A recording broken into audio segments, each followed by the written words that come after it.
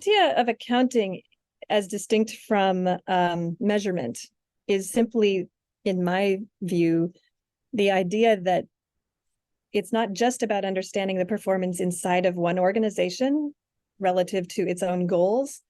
It's also about understanding in aggregate what the system level effects are and how and whether we are progressing toward, shared goals. So are we getting closer to eradicating hunger? Are we getting closer to eradicating extreme poverty? In order to understand that, we need ways of knowing that knit together, but that remain relevant enough at the organizational level that the organization can be bothered to do it, right? Amid all the other things an organization needs to be doing.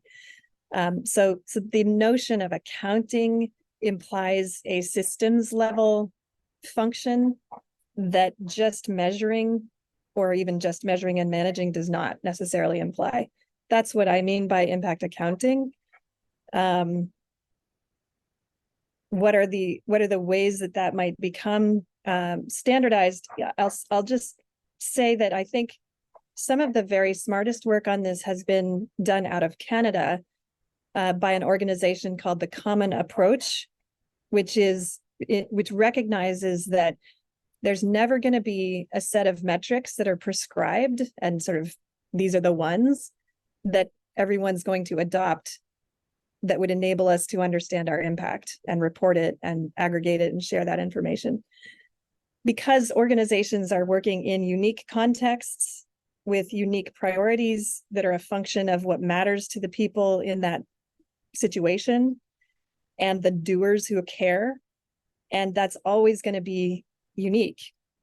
But that doesn't mean that what one organization does and another does don't have things in common and aren't acting on similar issues. They are. So what we need is something that is flexible enough to accommodate what's relevant in each context and what feels self-determined and meaningful, but has bounds around it that let us recognize that this organization is acting on this kind of impact and having this kind of impact. And that's the same kind of impact that this other one is also contributing to. So we can make meaning in the summary level and then maybe in the summary of the summary. And we're learning, I think, about how to do that from software development. And AI can enable this. And even, generative AI makes it much more easy for lay people who aren't software developers to tap into the power of AI. But the common approach is something I think we should all understand and study and be using as much as we can. And great credit to Kate Ruff, who really is the brains behind that.